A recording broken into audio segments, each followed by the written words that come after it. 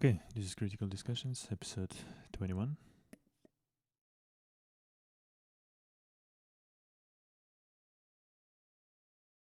And today we're talking about just some events that happened in April because I didn't do any episodes in April because it felt like a rather slow month in terms of the events, which obviously wasn't like that, but felt like that. It's an old news now, it's even from March, that Russia is putting nuclear weapons in Belarus. They station nuclear weapons in Belarus. And sort of the constitution of Belarus was changed by the usurper, by the dictator, sometime last year on a nationwide referendum, which was just a pure sham. Absolutely nothing in this country anymore is decided by people. In the country of Belarus is decided by people, and subsequently, actually, nothing in the country of Russia is decided by people anymore. But yeah, as far as I understand, Russia is finishing building like a nuclear sort of storage facility, and the nuclear weapon will be basically operated by Russia and not by Belarus. So technically, it's not that Belarus will have nuclear weapons; it's that Russia stations their nuclear weapons in Belarus. Um, so I don't really see that it's going to change anything, to be honest. And luckily, sort of the Western countries, European countries, United States, they don't respond anymore to like nuclear threats or threats of nuclear war sort of escalation anymore, which is great because obviously it's all just a bluff, and it was always sort of uh, the play of Kremlin to kind of get to the talking point, basically to get sort of USA to maybe like force Ukraine to sit down and talk, whatever it might be, right? Um, but luckily, like I'm saying, people in the West, politicians in the West, finally realize that it's just bluff and nothing really comes out of it, and they finally started to ignore basically all those like threats of nuclear escalation, because like everybody finally seems to understand that there's literally nothing beneficial for Russia to um, to use actual like nuclear like tactical nuclear weapons, because then the whole West will kind of be justifiably allowed basically to actually start like some kind of a operation against Russia, right? So because right now it's only Ukrainians who are fighting, and yes, obviously there's a lot of weaponry. They've been provided by United States, by UK, by Europe, but it's just Ukrainians. And if Russia actually uses nuclear weapons, then it like escalates to another level. And if Russia right now is losing to Ukraine already, what will happen if some other countries sort of um, join the war against Russia? Obviously, it's gonna mean like really speedy demise over that whole regime and over that whole country, which wouldn't be the worst thing that can happen, but at the same time, obviously, none of the Western countries want to actually send their own people to potentially die, obviously, because people in the West, for good and for bad, like there are obviously bad things in every country, but in general, sort of on the whole, Western countries, Western democracies do care about their own people and do not want them to die in a useless, for them anyway, war. So yeah, that happened. Didn't really change anything, like I'm saying. Belarus cannot, as far as I understand, cannot um, control or cannot like access basically those weapons, nuclear weapons. So yeah, basically didn't change much, to be honest. So there's that.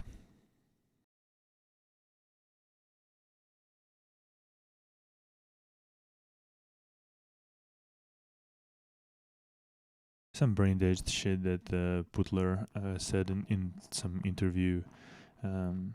Basically, that Russia will modernize and create more than 1,600 tanks, which is never gonna happen. That the difference between aviation in Russia versus Ukraine will be um, will be 10-fold. So like one fold is like 10 times, so 10-fold is 100 times. So I don't understand why can't they just say like 100 times, which obviously not gonna happen. And yeah, they're saying that the amount of tanks Russia will have will be 3 times more as the amount of tanks of Ukraine. Not gonna happen.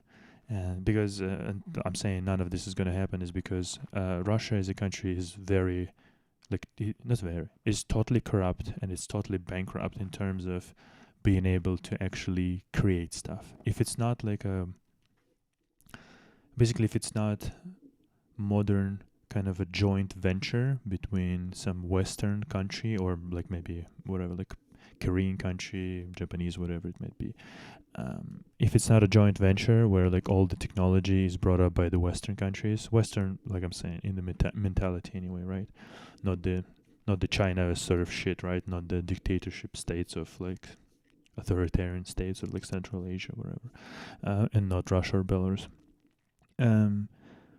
Yeah. So basically, if not for the Western countries, if not for the democratic countries, Russia doesn't have any ability to produce anything, which is very noticeable in terms of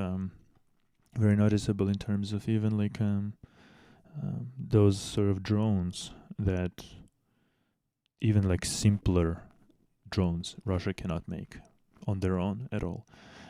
So they will definitely not have 1,600 tanks. They've destroyed a big portion of their inventory already of tanks, aircrafts, obviously, all sorts of guns, all sorts of like artillery, so on and so forth. Like, I think I've seen the estimates that Russia's already lost like half of its basically inventory, at least in certain positions. So obviously, like Putler, I mean, he probably doesn't know that because he's created a system that is built on lies, on all sorts of lies, starting with even like with the disinformation and misinformation that he was receiving himself, that even justified sort of the attack on Ukraine in the first place in 2022. That is, and I have like a really big sort of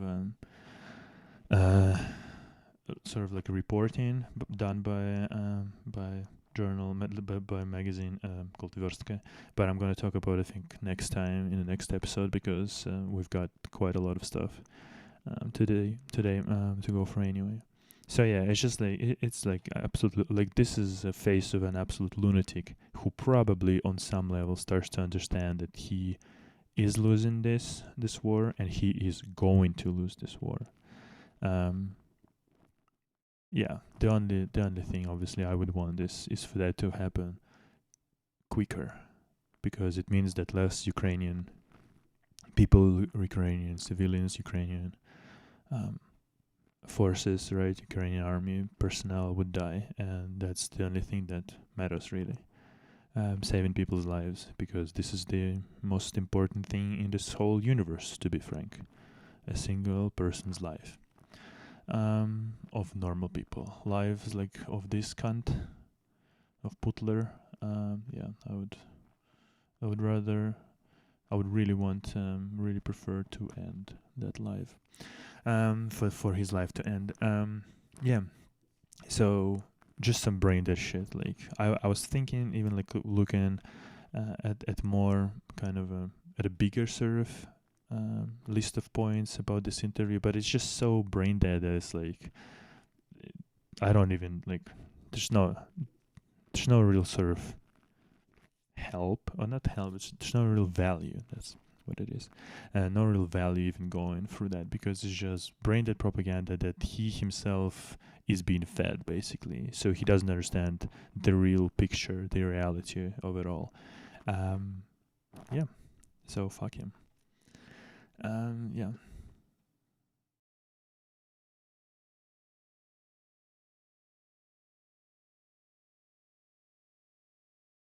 Prigozhin, who is head of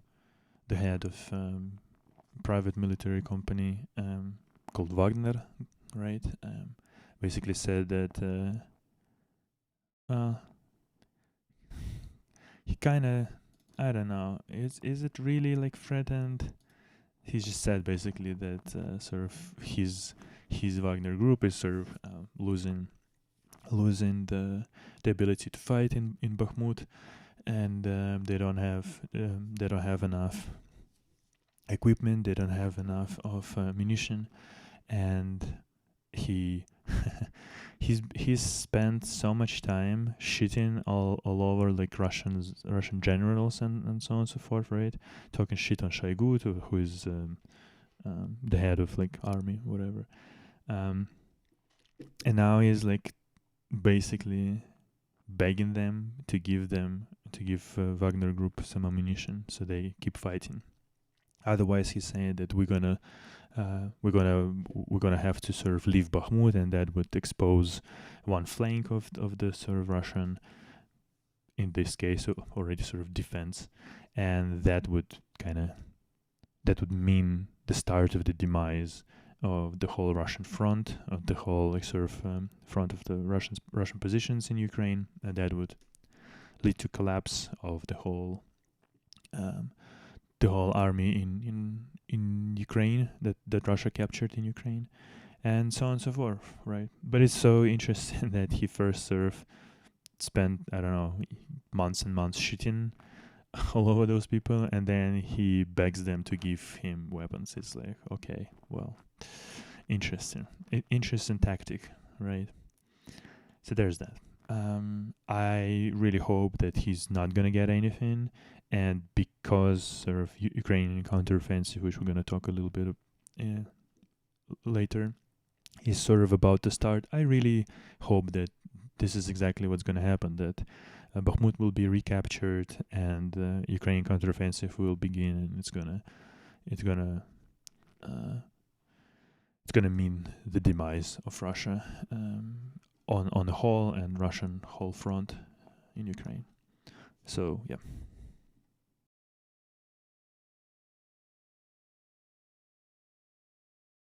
Something that some people don't understand about like living in a dictatorship, in a true dictatorship country, is that you can get jailed simply for your opinion, right?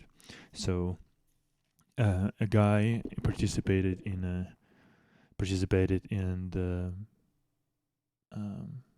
what is it, like a questionnaire survey on the streets, and now he's facing up to 10 years in jail. 37 years old guy. Last year, I think he got interviewed sort of on the street, and he decided to be honest, and sort of he said talked about the crimes that the Russian army has committed in Ukraine, regarding all sorts of sort of mass murder and launching rockets onto civilian buildings and killing people in Bucha and so on and so forth, right? And yeah. And what happened now is that in March of 2023, in March of 2023, he's been detained. He's like, right now, the court already sort of made him basically unavailable for exiting the country, because he's got this sort of subpoena, not subpoena, but sort of it's hard to translate it, like it's a subscription. It's kind of a letter of inability to exit the country, basically. And then of course, because the court system is non-existent in Russia, they might as well just rename themselves into prosecutors office, basically, because there is no court anymore in Russia. I don't know if there was ever, if there's ever been one, but yeah, basically, and his sentence, his like the law that he presumably broke, right? One of the part was up to 5 years, and they've changed it for like another like criminal code 207.3 and part 2 now for up to 10 years in jail about fakes about Russian army with motives of hatred and like, what is it, like animosity, something like that, which is just to say basically that when people on Twitter or whatever, some other social media, are saying like why Russians don't protest, aren't protesting, why people are not fighting against regime inside Russia, right? This is why. And I'm gonna talk. There is another news just in a second. This is why, because it is a totalitarian state with absolutely zero laws, and if you at this point, if you, in my opinion, if you are stupid enough to voice your opinion like that, this is your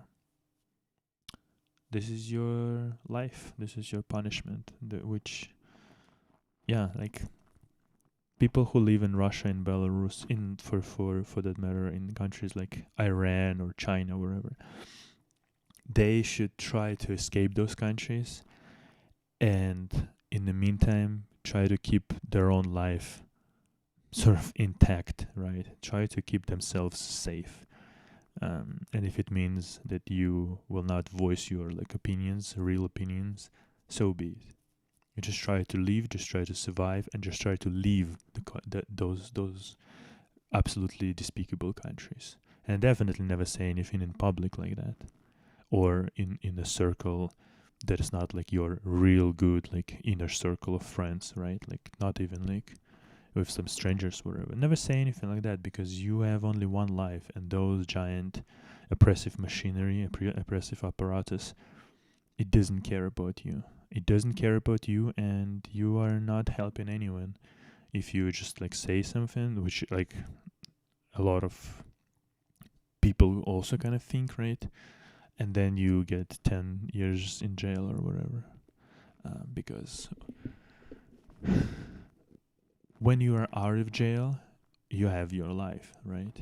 Once you get into that system, you're done. You're fucked, and they can kill you. They can spend like they can like they can like requalify or add another sentence to you for other fucking misdemeanors or whatever. They can make your life hell, which I will talk about in the context of Navalny. Even yeah, let's talk about this right now, actually.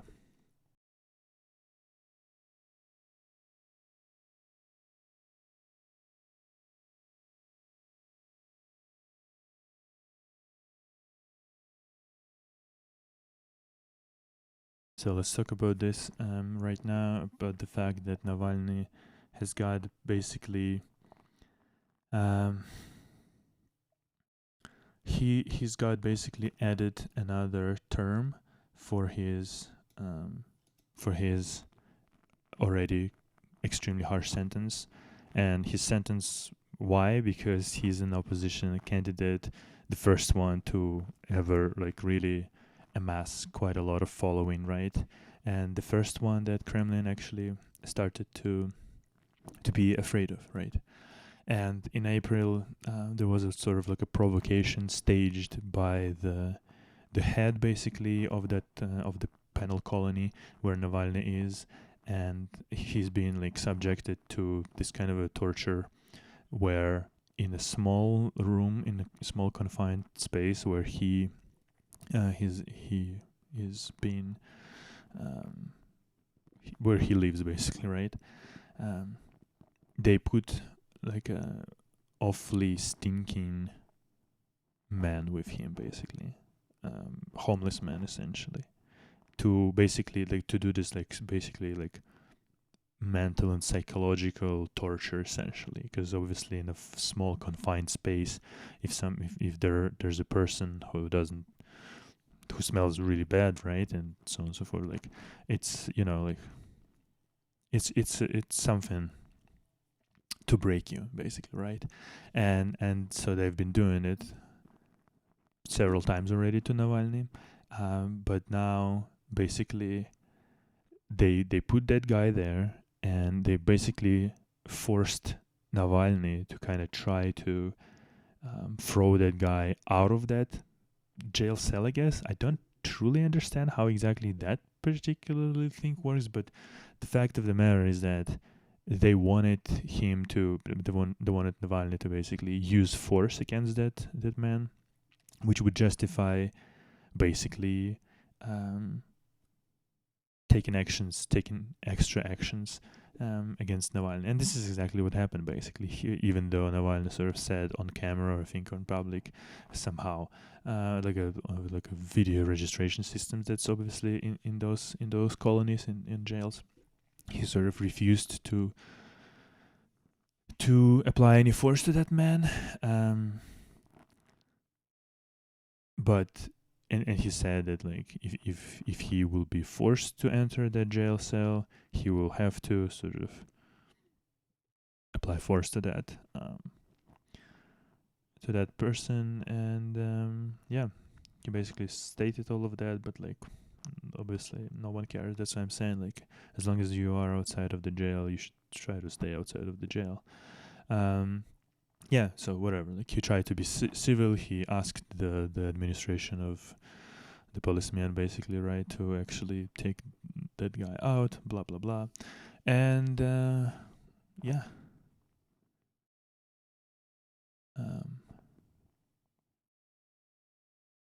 So yeah, basically Navalny got thrown into that cell. Then he tried to throw out the guy, and after he sort of applied some force, he immediately was basically was well, punished, essentially. And yeah, essentially they want to sort of add up to 5 years to his sentence on top of that. And apparently, which is like a very recent news, on 26th of April, apparently they're trying, like the government, right, this whole system is trying to, not trying, they have apparently opened the case against Navalny about terrorism. And yeah, so the prosecutor, right, like basically said that now he's gonna have this case about terrorism, as if as if like sitting in a jail, being detained already, he somehow is creating some terrorist acts, or terakt, as it's called in Russian. And apparently he's facing up to life sentence, which is obviously like it doesn't matter anymore what kind of a jail time, what kind of a time sort of this government, right, this Russian regime, it's not a government, it's a regime, right, will give Navalny, right, because it's totally like understood, I think, by everyone, that Navalny will be jailed until this whole regime falls down completely, falls apart, and Russia disintegrates into something different, into, hopefully, like I've said before in previous episodes, hopefully that Russia will lose this war against Ukraine and disintegrate into, like, I don't know, 10 different republics. This is what's needed for this country, 100%, for the whole world, to be honest. Would be great if something like that happened to China as well, but we're talking about Russia right now, so it's totally understood that Navalny will be in jail until this regime exists. It's just I think it's dumb what he's done. I think it's dumb what he's done in terms of returning back to Russia after he's been poisoned already, after he's experienced near death, and then he comes back and then he goes into jail. I mean, I don't know. I don't think it's it's a smart move at all, whatsoever, to be honest. Because, well, yeah, like you've turned yourself into a martyr, right? But what exactly does it solve? Like, you are ruining your health. Like, you can even lose your life in the jail without ever being able to get out of there, because who knows how long this whole regime will actually exist in Russia. Because some regimes, look at North Korea, some regimes do exist for a long, long, long time. Dictatorship regimes, that is, right? Or wherever, some Saudis or some other sort of really shitty places. So yeah, and you have wife, you have daughter. Like, I don't think any sort of political aspirations are worth losing, your own life, and worth losing sort of ability to be with your loved ones. I don't think this is smart at all, but whatever. And while we're still sort of on this topic, I'm gonna show you one more example of what happens when you show your position, basically. Show that you are not a piece of shit human being. Okay.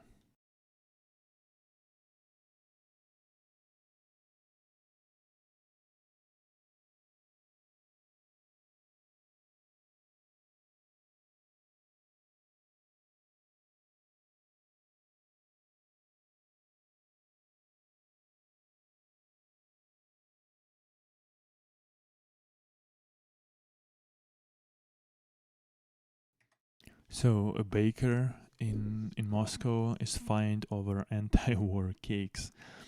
Why is that anti-war cakes? Because apparently it resembles the Ukrainian flag, the colors of Ukrainian flag. Doesn't matter that the sky is blue. Doesn't matter that like sunflowers or whatever are yellow. Yeah, any combination of blue and yellow is now basically anti-war statements. And she's been sort of creating those cakes, whatever, right? And apparently even like her page isn't available. Not sure, I didn't check that before, but yeah, apparently. And this is just like, it's pretty bizarre in terms of someone, right, working for a government who is being paid from the taxes collected from Russian people. He then he spends his day basically browsing the internet for, I'm assuming, right, for some kind of those kind of fake images, or fake in terms of like discrediting Russian army or whatever the fuck, and then they prosecute people like that. Yeah. I had several wave of pro-Russian comments saying that I belong in prison. At first I laughed it off, but at some point I thought that indeed they would come that they would come for me because of the cakes. Then I would act according to the circumstances, and so they came. Chernysheва. Anastasia Chernyshewa. That's yeah. Apparently she did. She did do some cakes that said fuck war, and yeah, so I'm just saying this just so people like better understand what it really means to live in a dictatorship state, that you you are properly fucked, like properly fucked here. And it's interesting that she had to basically make the account private, which just shows like how dangerous it is to actually do anything with the laws, basically. That's non-existent in the country, where the laws are non-existent. So yeah, just so people understand that you can be fined up, like, what is it, like $700 or something. She faces maximum fine of 50,000 rubles or $628. But that's little thing, right? Or you can get up to 10 years in jail for answering some sort of a survey on the street, in Russia right now, or in Belarus for that matter. So yeah.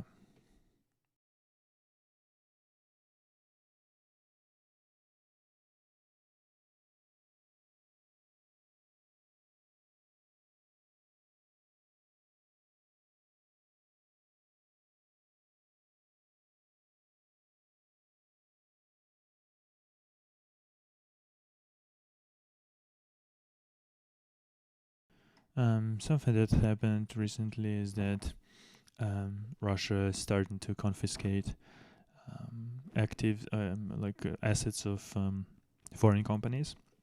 For example, Putler signed into a law basically confiscating a portion of German Uniper and Finnish Fortum, in the energy companies. Unipro owns 5 hydroelectrical stations, and the Fortum has 7 general conventional electric stations, like the heat electric station. That's as we call it. Yeah. Obviously, this is not like something that I wouldn't expect, right? And truthfully, even some countries in the West do this. For example, as far as I remember, the Germany confiscated basically the assets of Gazprom, as far as I remember, or at least they sort of switched it to like governmentally operated for some period of time.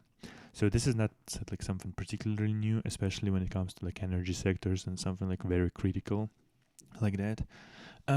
Yeah, and obviously we're talking about Russia, absolutely lawless country where everything can happen. Every bad thing can happen essentially. So not a particularly big news.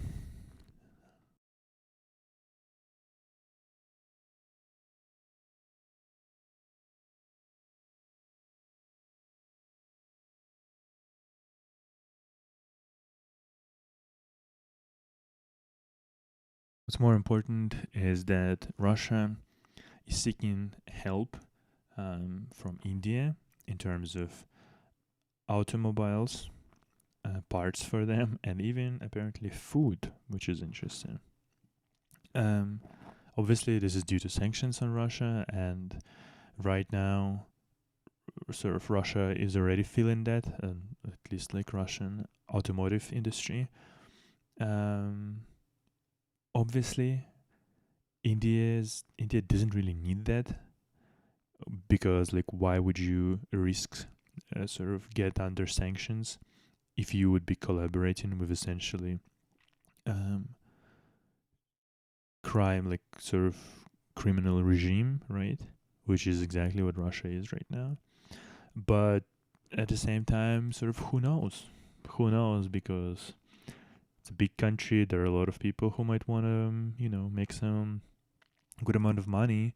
And obviously, because Russia doesn't have a lot of alternatives, they would pay premium for parts, for spare parts, replacement parts, so on and so forth. So actually, yeah, sort of who knows how exactly it's gonna go. And they're saying sort of the one concern is payment in general, because Russian banks are banned basically from using dollars, at least a lot of them, and so doing all sorts of like a fucking different shady transactions or conversions, whatever, can cost up to like 4% of each transaction, which obviously is giant money if you're talking, buying something for like $1 billion, right? $1 billion.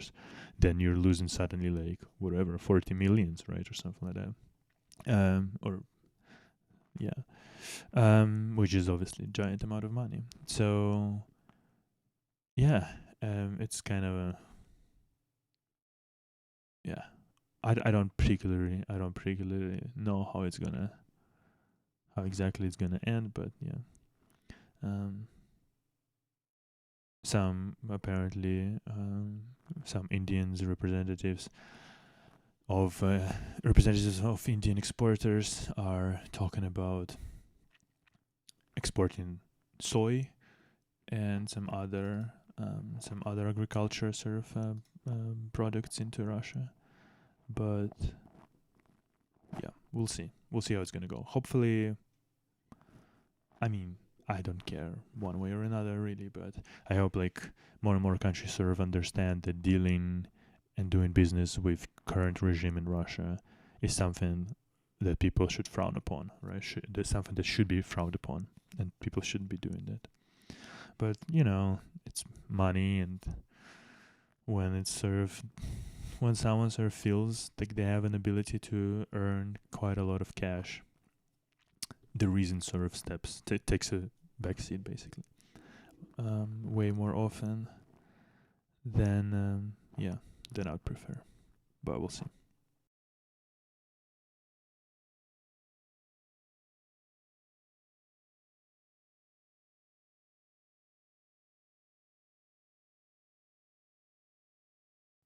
I'm not even sure if that's sort of worth its own sort of section and talking about, but there are what's called now Wagner cemeteries in some regions in Russian and occupied territories of Ukraine, and if we count only those, there's already more than 1,000 people. But obviously, these are just the ones who sort of have bodies, even who returned at least in some form, to be buried. And yeah, the real number could be 10 times bigger, could be, I don't know, 50 times bigger. But that's like documented cases, which kind of, I mean, again, I don't care one way or another. It's just interesting in terms of like these are these are people mostly, right, who have been sort of taken out of prisons and then sent to the front lines, right? So if they were like violent offenders, if they killed people before, so on and so forth, right? Or just like if you are that kind of a piece of shit who decides to go and join this not private military company, join basically terrorist organization who goes to another country and tries to kill people there, I don't have much remorse for you whatsoever. So on the other on one hand, kind of lots of people killed. On the other hand, it's like, yeah, lots of bad people killed in this particular case of the Wagner group, right? So fuck them, truthfully, just fuck them. But yeah, and that's obviously sort of, like I'm saying, only documented cases. And it's just so kind of like when you see sort of photos from funerals, wherever, and you see sort of all those people around, it's like those cunts, they had families, right? Assuming like these are not like literal guys from the prison, but who like went and served, like not served, went for like a contract or for some money there. Like those people had families, had mothers, fathers, whatever. How do you get? How do you? How are you like that? Like how do you get to grow up to like whatever 20 plus 30 years old, and you have so little morals that this is what you do, this is what you decide to do. Literally go join the fucking terrorist organization that goes to another country and tries to kill people there. How little fucking brain should be in your fucking stupid skull if that's what you're doing. Pretty fucking pathetic. So yeah, absolutely no remorse to pieces of shit like that.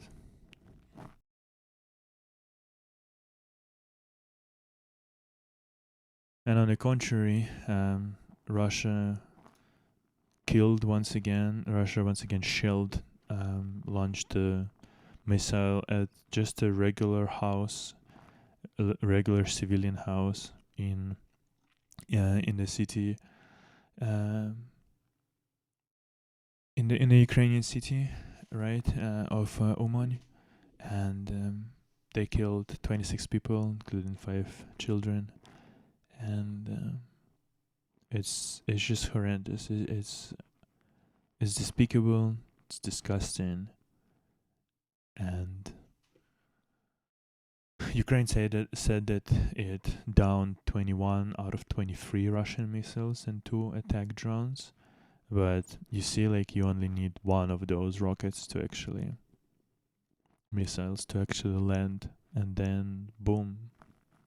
And yeah, almost 30 people lost their lives. And just so you understand where Oman is, it's right here. It's like in the center basically of Ukraine, and it is like hundreds of kilometers away from any kind of a region of any kind of a region where, you know, people might be fighting right now. So to do this this is just an act of terrorism. It is what it is, right? Because you are not like trying to destroy some positions of Ukrainian army or anything like that. No, you're just trying to terrorize people of Ukraine. But the thing is, like, Ukraine will not give up anymore. That, like, you know, a year ago at this age, at this time, sort of a year ago in April, maybe, you might have thought in May, essentially already. You might have thought that Ukraine will fall or whatever. Not a year later, not after so much devastation, after so many deaths, after so many. Like, just imagine, I can't even imagine that this is like so horrible, that you are so far away from any like war, like any immediate war, right? Uman, like literally, like center of Ukraine, so far away from anywhere. And then you're just living your life, watching whatever YouTube, trying to freaking, I don't know, earn some money, working from home maybe, whatever it might be. And then suddenly, boom, half of the building is gone and so many lives are destroyed. This is just, yeah, like, I deeply hope that everyone responsible for launching these missiles, right? Because they're not being launched, you know, by Putler himself, right?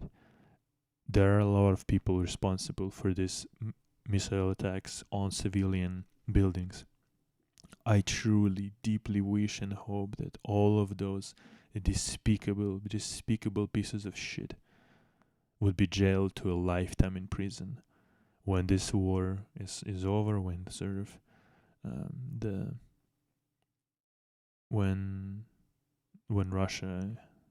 Ukraine has won, and when Russia sort of disintegrates, and hopefully there are like I don't know, even like I don't know, I wouldn't mind even if Ukraine would do some special operations like they've been shown to be able to do anyway, killing some propagandists maybe, or blowing up like Crimean Bridge or whatever.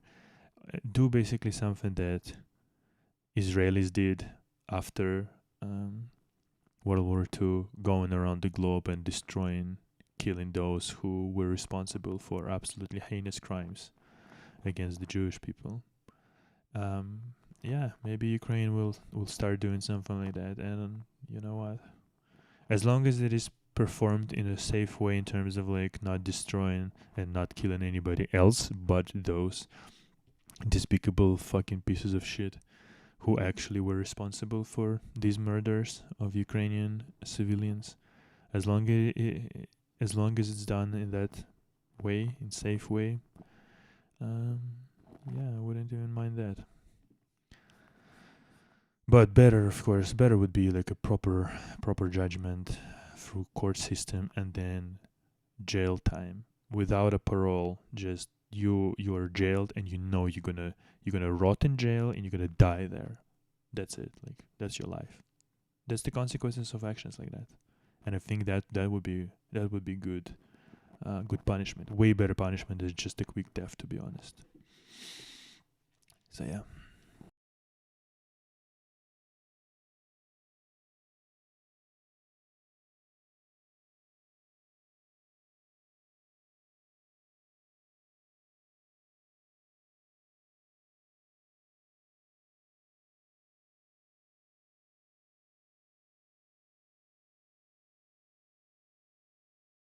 Since we're on the subject of the war in Ukraine, right? Zelensky announced that he's gonna, well, not he, that Ukraine is gonna go on the counteroffense real soon, basically, and that if he kind of like, I understand what he's doing. He wanted that if the allies won't help Ukraine to win now, basically, the whole conflict can be prolonged and so on and so forth. Um, and that it's better to help Ukraine right now. I understand what he's doing basically, but I've also seen the numbers that like allies sort of gave Ukraine almost 100% of the things that they've asked, basically, like 98% or something like that. So yeah, it's great, and I can't wait really for this counteroffensive operation to start. Um, because yeah, it's gonna mean that the the war would end. At least like, or at least like Ukraine would actually um, free its territories, right? Free its territories from occupants. Obviously, probably it wouldn't end the war necessarily, because Russia can just send one of those missiles, fire one of those missiles at the territory of Ukraine once a month or whatever, and then continue the war for forever, essentially. But yeah, obviously that's good. Sort of that the counteroffensive operation is almost like soon to start, and and there's been sort of an attack in oil depot, basically in Sevastopol, um, in Crimea, which looked quite spectacular, to be honest. Apparently, maybe a drone attack. But basically, yeah, it's the precursors of the counteroffensive, because Ukraine is trying to deprive the Russia, like those like captured territories, of like oil and immediate access to fuel, which is obviously understandably so. It's a good thing to do before you, because that was also happening when Ukraine got HIMARS systems first in last year. Suddenly, the like the munition depots, like caches, like they started to blow up suddenly here and there, and yeah, this is that symbolized, the arrival of HIMARS systems, and this little thing, well, not particularly little, but yeah, hopefully symbolizes that counteroffensive operation is about to start, and that Crimea will be also recaptured or freed, actually, from Russian occupants, and yeah, that would be great. That would be really great, I think. Okay.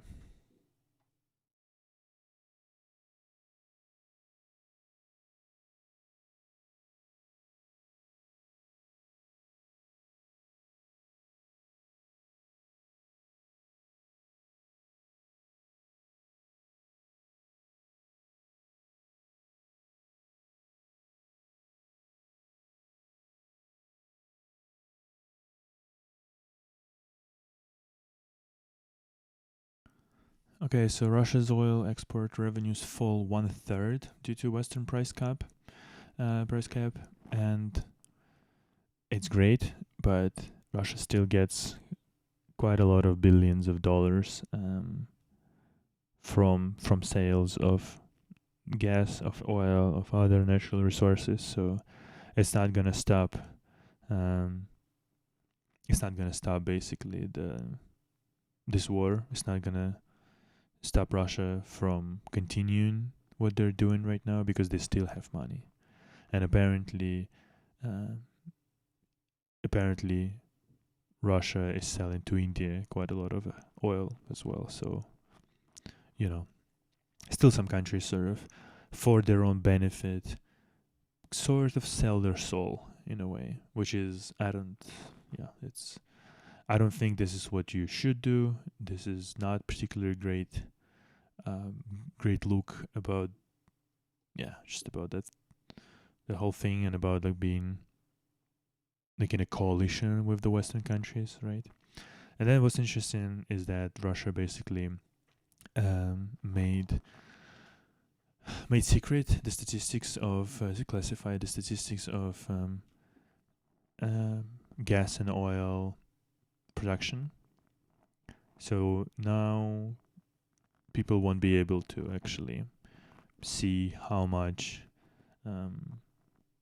Russia produces, how much it sells, so on and so forth. And if you take a look sort of at the previous episodes that I've done, I've also talked that Russia has got like large classified also part of their budget that's sort of basically directly separate just for the war basically, and people in previously sort of were able to take a look like how big it is, how like potentially big it is, and now not really, and so more and more more and more sections of Russian statistics is becoming sort of classified and unavailable for people to actually look at, both in budget or like in this case about the production oil and gas.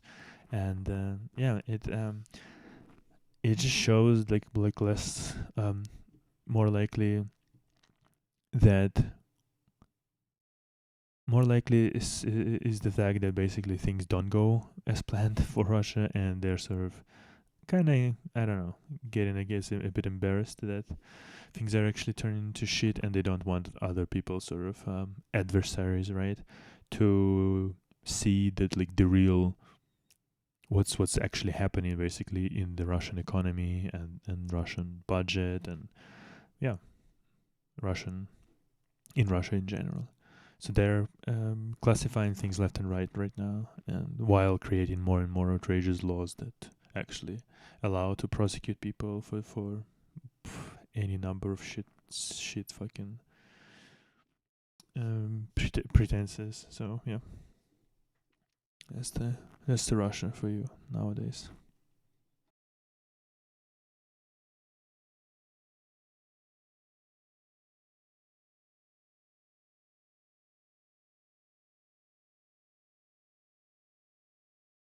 And what's interesting is that speaking about India, right? Russia asked India to start using cards called Mir, which is really fucking phenomenal name for, because Mir means peace, both peace and world in Russian. But yeah, basically name peace for credit cards from the country that literally started the bloodiest war since the World War II. Yeah, quite insane. And yeah, apparently India and Russia sort of think about organizing this whole situation for Russian cards mirror to be used in India, and Indian payment system Rupee. I get what that doesn't make much sense, but basically, yeah, it's like the alternative to Visa and Mastercard, right? From Russia, but it only works in in the countries that you don't really wanna be at. To be honest, I'm actually surprised to see South Korea in that list. To be honest, I've heard about Turkey, but the rest: Armenia, Belarus, Kazakhstan, Kyrgyzstan, Tajikistan, Uzbekistan, South Ossetia, Abkhazia, and South Korea, for some reason, very like one is not like the other, right? Like, name one out of this list that doesn't fit. But yeah, obviously it's not gonna happen. This payment system will never become a third world sort of dominant system, right? Like Visa, like Mastercard. Like, it's not gonna happen because it is Russian system, and nobody really wants to do business with Russia unless it's like cheap oil and gas, basically. Otherwise, fuck you. So yeah, just wanted to bring this to attention.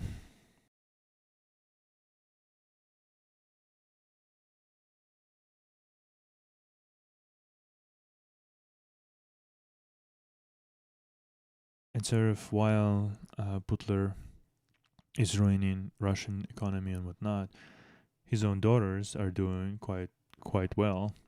The profits of the companies of his daughters during the first year of war is more than 1 billion rubles.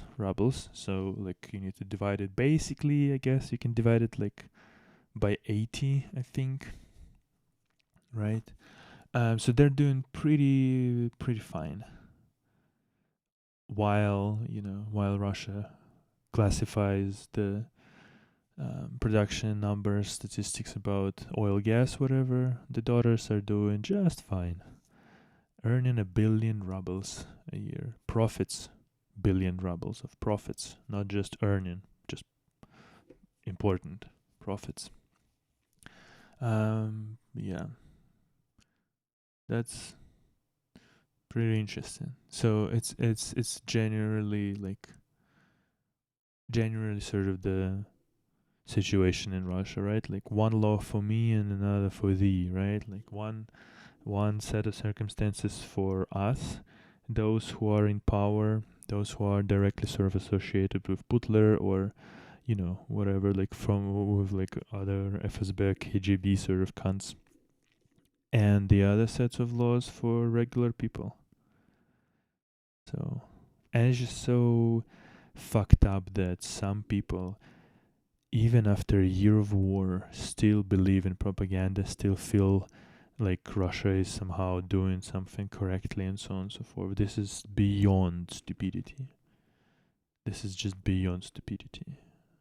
But I know people like that, unfortunately.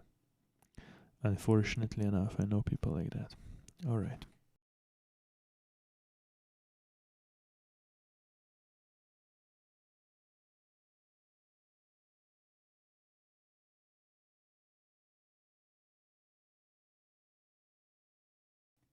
All while sort of things as basic as firefighting, right? As basic as medicine is completely crumbling in Russia. 130 houses, 130 houses burned down the fucking crisp during the fire in Sverdlovsk region, Sverdlovsk Oblast.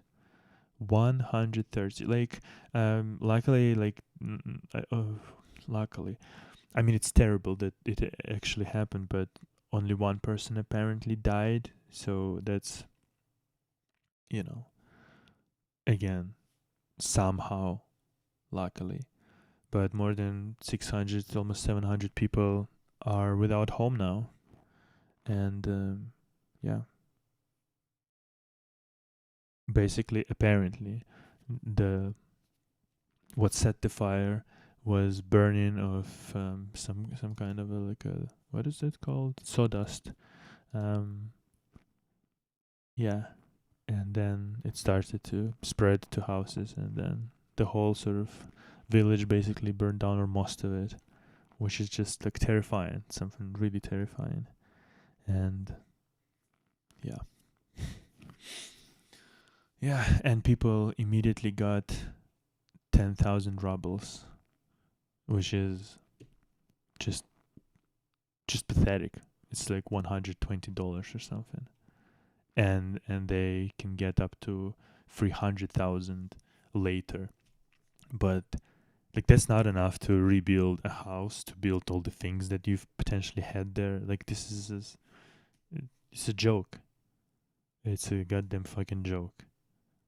It's what, like $40,000, and this is up to a compensation, up to, which obviously I can almost guarantee that this is not the amount of money people will actually get. Most of them will probably get, probably get like a fraction of it. And instead of like creating really good country, like investing those oil money inside Russia and trying to help people, that cunt Putin, that is, and his whole mafia surrounding, they just stole and stole and stole and stole and stole, and then decided that just stealing is not enough, and that they would start the war, which is, it's both pathetic and absolutely disgusting. So, yeah.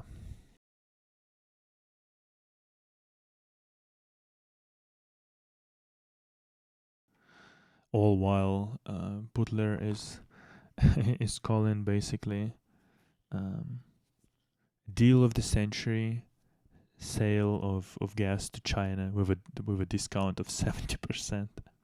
70 fucking percent. They're literally, well, like they might as well like just give it away for free, because 70%, that's basically, you are probably selling it even cheaper than it is for you to produce that gas. And yeah, people are calling Russia, even inside Russia right now, people are calling this absolutely disastrous, and that they are becoming basically just natural resources colony for China. 100 billion cubic meters of gas, and all the fucking Russian liquefied gas as well. All to China.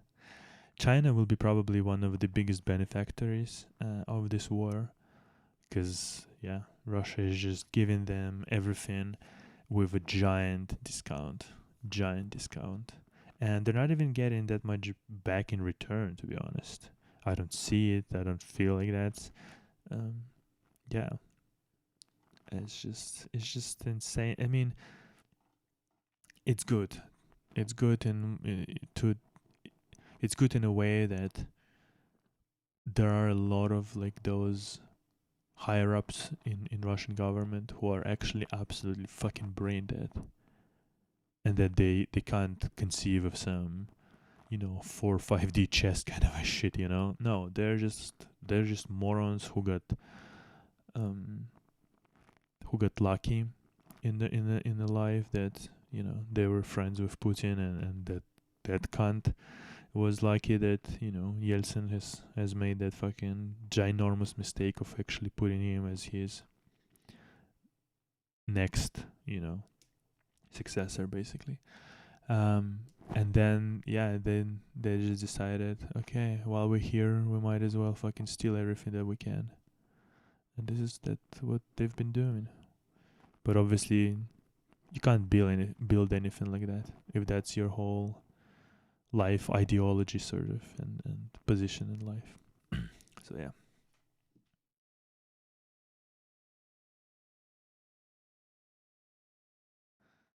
Something that I haven't talked before is that the Turkish parliament has approved Finland's NATO membership. So Finland is joining the NATO. It's from March, obviously, quite old news right now. at this point, but still, I thought I would cover it. And it's interesting that Sweden, right? Like Sweden was supposed to get sort of joint application, but apparently in the end they decided to split it up and go sort of separately, because kind of Swedish has a bit of a problem with Turkey. Whatever, I'm not gonna fucking talk about that right now here, but it's pretty cool that that Finland is in NATO now, and so Russia really out fucking smarted themselves basically, because they didn't want the expansion of NATO and they used it as a pretext for this whole aggression to begin with, and now the border or Russian border with NATO countries has expanded by like I think more than 1,000 kilometers, if I'm not mistaken, because that's the border length with Finland, as far as I remember. Don't quote me on that. But yeah, not a salesman of the year, Putler, definitely. I wish to thank the Alliance for bestowing this honor upon me for a second year. That's like literally the stupidest cunt. It's incredible. It's incredible that because of this one really fucking awful human being, so many people have lost their lives, and so many will probably continue. That's really sad. That's really sad.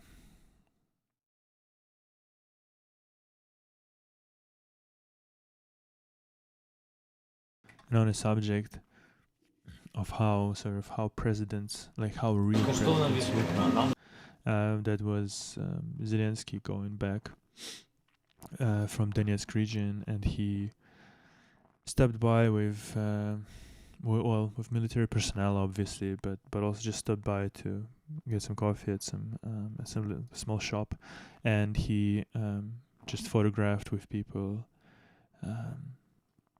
spent some time talking with people, spent some time just surrounded by people, again making photographs, making little memories basically for the people, which is like thinking that like this is a real president, and then contrasting it to someone like Putler or fucking Lukashenko for that matter, right? That when arriving in some city, like everything, all the areas are cleared of people. If they interact with someone, it's like fucking fake actors from like KGB or wherever. To see them like that, to see those dictators like that, just surrounded by regular people, regular workers, right, doing their job, it's insane. I mean, it's insane to imagine that about those dictators. And yeah, here it is, like a regular person, a president of a like real president of a decent country. That's how it is. And yeah, just wanted to have that little note as well here on the show.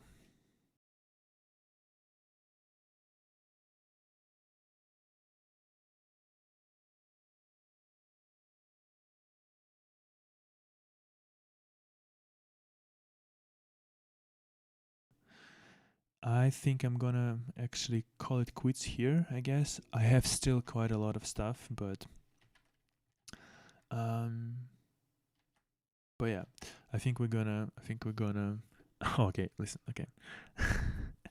This is something pretty remarkable, that Norway found out that 15 Russian diplomats from Russian consulate are actually cover up secret agents, and people on Twitter are like, "Oh no, what? How?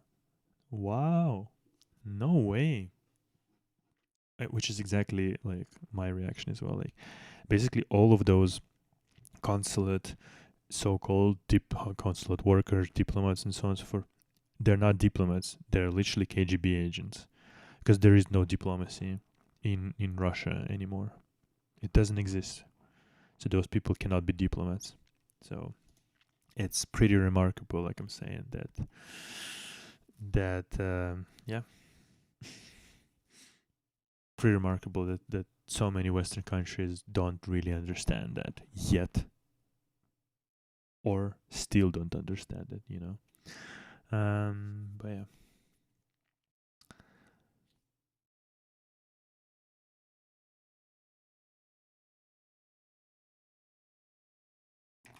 Something that I've talked before,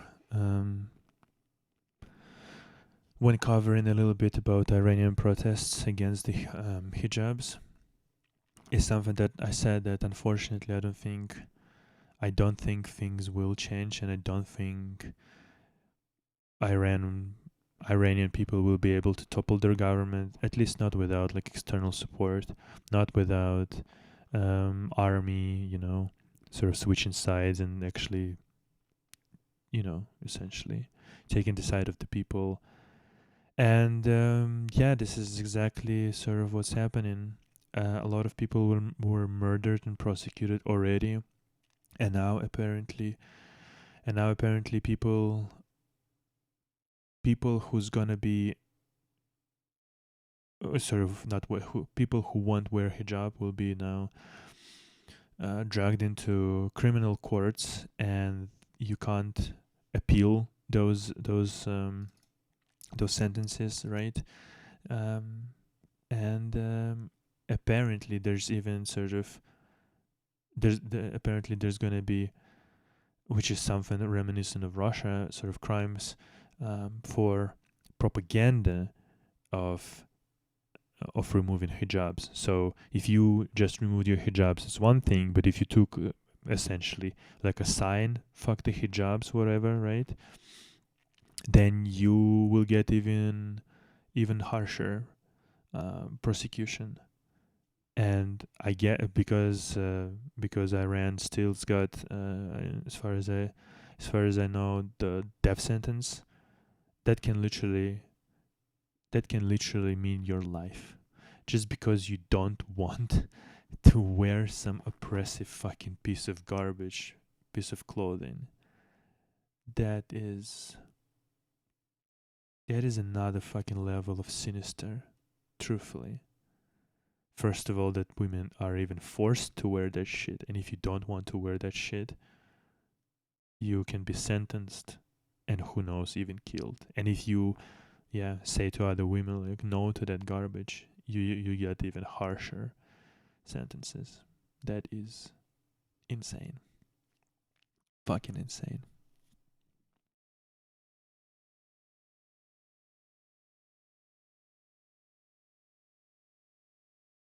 Okay, and the last news for today is that Dominion and Fox News lawsuit is over without ever starting, to be honest, because Dominion decided to settle with Fox News, and Fox News will pay more than 787, or not, well, yeah, a bit more, $787 million to Dominion Voting Systems after the sides hammered out last minute settlement in the defamation court, in the defamation case, sorry.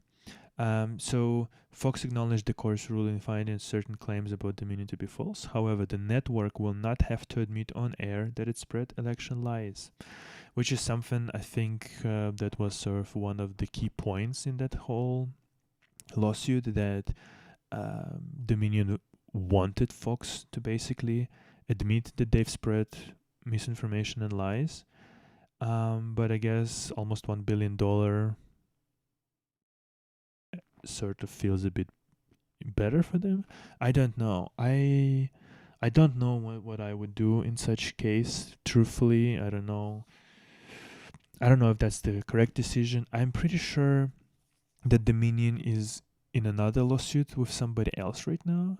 Or maybe, oh no, maybe not. Maybe it's not in Dominion, but maybe it's like some other manufacturer of certain systems like that, election kind of machines, whatever, but not Dominion. I think also in a court or in a case against Fox. Don't quote me on all of that.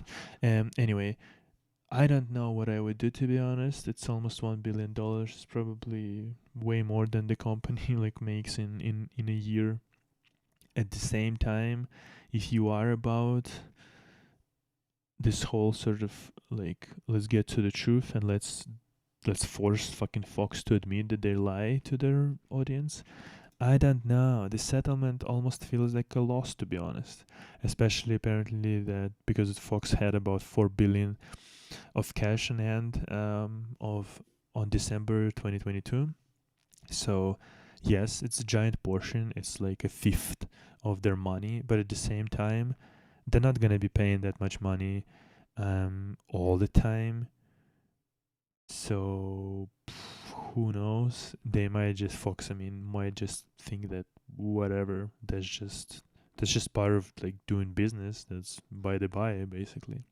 And we're gonna continue doing that. And okay, and like last piece of news is that Tucker Carlson leaves Fox in the wake of the Minion defamation settlement.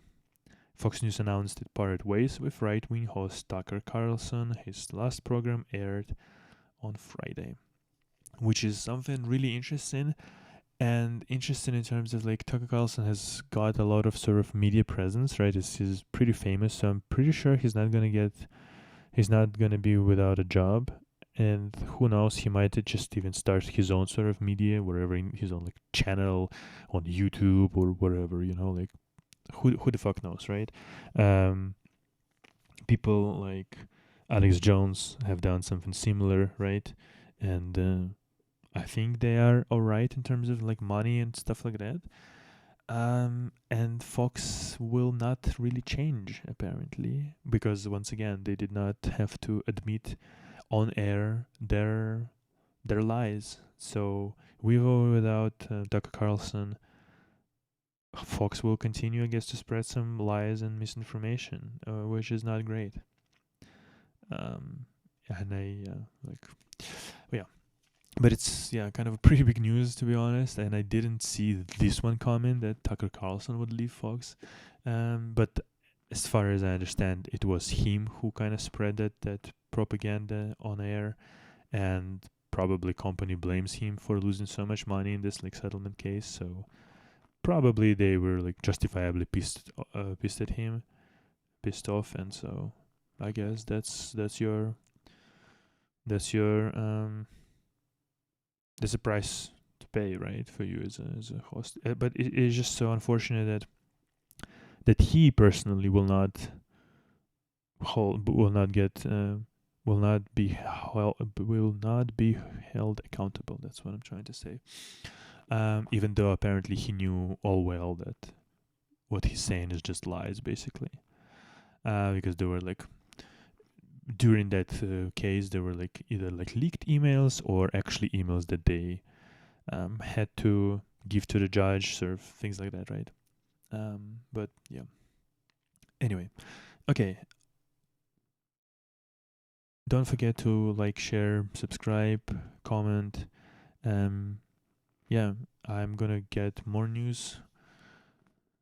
I'm gonna cover more news in the next episode, and yeah, it's been Critical Discussions.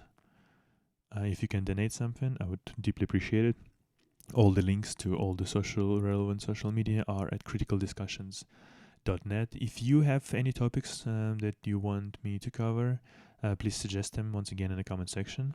And yeah, take care, stay safe, and I'm gonna talk to you in another one. Okay, bye bye.